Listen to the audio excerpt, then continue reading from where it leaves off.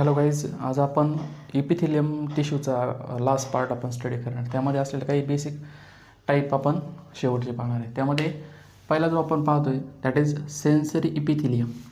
आता हे जे सेन्सरी इपिथिलियल टिश्यूज आपल्याला पाहायला भेटणार आहे याच्यामध्ये ॲक्च्युली काय येतात, एक तर columnar cells and न्यूरोसेन्सरी cells.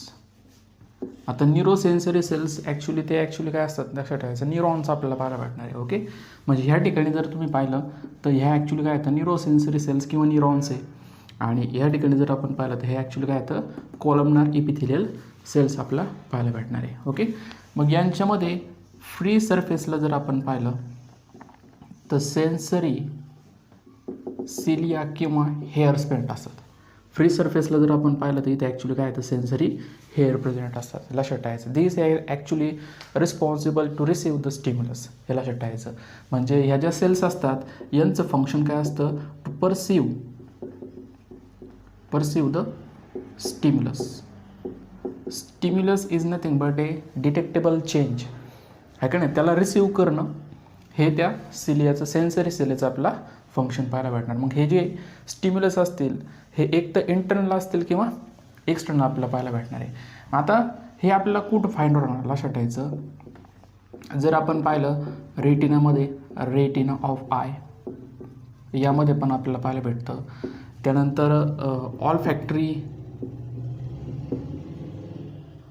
Part of the nose रिजनमध्ये आपल्याला जो पाहायला भेटणार आहे तो.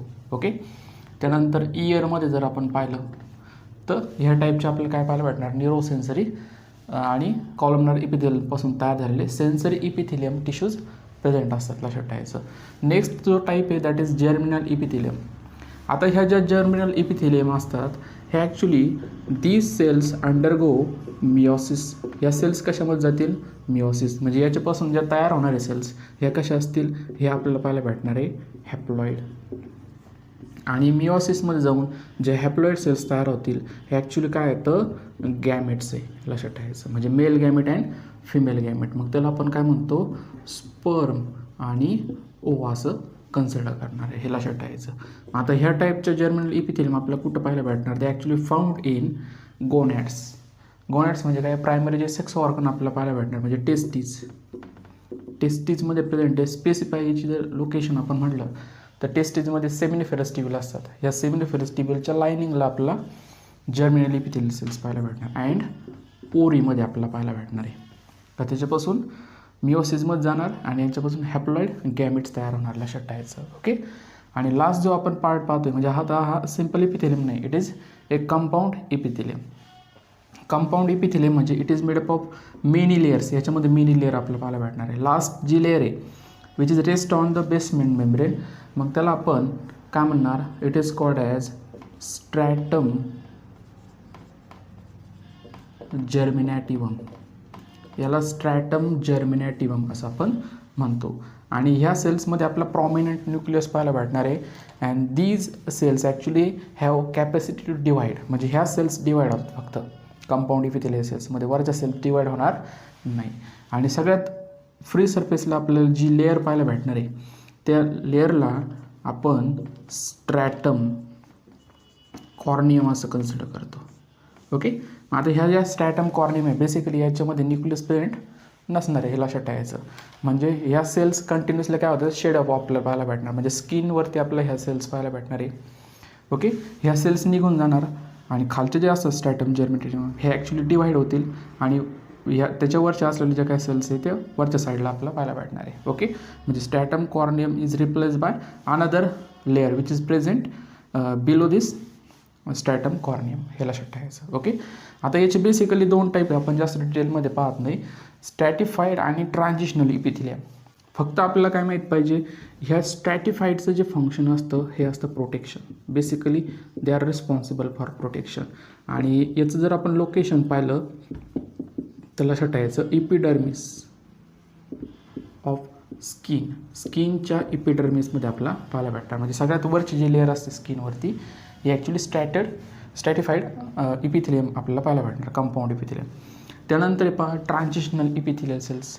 आता transitional epithelial cells actually allow to expand. यांचं फंक्शन काय आहे? They allow to expand. आणि हे आपल्याला कुठं फाइंड आउट होणार? डिस्टेन्शन ऑर्गन्समध्ये. Distension organs. आता याचं जर आपण एक्झाम्पल जर आपण एक घेतलं तर फॉर एक्झाम्पल युरिनरी ब्लॅडर आहे. आता डिस्टेन्शन ऑर्गन म्हणजे कोणते असतात का ते ॲक्च्युली काय बघतात, प्रसरण वगैरे पावतात. हे लक्षात ठेवायचं. म्हणजे फॉर एक्झाम्पल युरिनरी ब्लॅडर जर आपण म्हटलं तर युरिनरी ब्लॅडरमध्ये जवळजवळ 1 लिटरपर्यंत काय होऊ शकतं, युरिन स्टोअर होऊ शकतं. म्हणजे युरिनरी ब्लॅडर काय होतं, एक्सपांड होतं. लक्षात ठेवायचं. ओके. मग त्या एक्सपान्शनसाठी ट्रान्झिशनल इपिथेलियल सेल्स किंवा ट्रान्झिशनल कंपाऊंड इपिथेलियल सेल्स काय करतील, हेल्प करणार आहे. Okay. That is all about the epithelium or epithelial tissues. चला आता आपण लास्ट पार्ट पाहतोय लेक्चरमध्ये असलेला, दॅट इज जंक्शन. आता जंक्शन म्हणजे काय, तिथं ॲक्च्युली काय होतात, 2 इपिथेलियल सेल्स काय होतात, कनेक्ट होणार. बरोबर ना. आता यांचं जे कनेक्शन असेल हे एक तर लॅटरल वॉलमध्ये असेल, 2 लॅटरल वॉलमध्ये कनेक्शन आपल्याला पाहायला भेटणार, किंवा बेसमेंट मेम्ब्रेनसोबत. बेसमेंट मेम्ब्रेनसोबत. बरोबर ना. म्हणजे खालचं जे आपल्याला पाहायला भेटतं that is basement membrane. Okay. Through junctional complexes. Junctional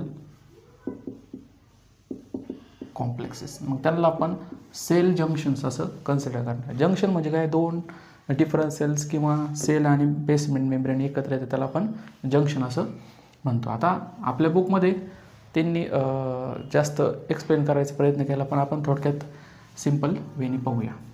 3 टाईपचे जंक्शन्स त्याच्यामध्ये मेन्शन केलेले पहा. पहिला जो आहे त्याला टाईट जंक्शन असं म्हणतात. Tight junction. ओके. आता हे टाईट जंक्शन असतात ते अपायकल रिजनला लॅटरल वॉलमध्ये आपल्याला पाहायला भेटणार आहे. अपायकल रिजन लॅटरल वॉलला आणि 2 ॲडजसंट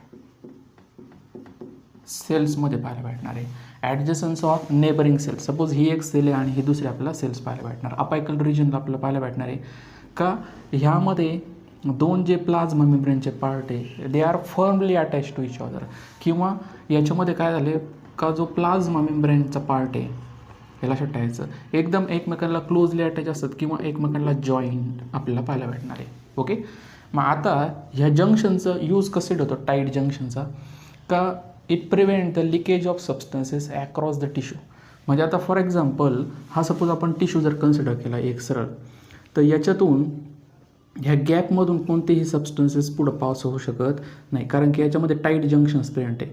मग सबस्टन्सला जर पास व्हायचं असेल तर एक तर सेलच्या आतमध्ये येऊन मग इकडं डिफ्युजन थ्रू पास व्हावं लागेल. ह्या थ्रू याच्यामध्ये ते ॲक्च्युली काय होणार नाही, पास होऊ शकत नाही.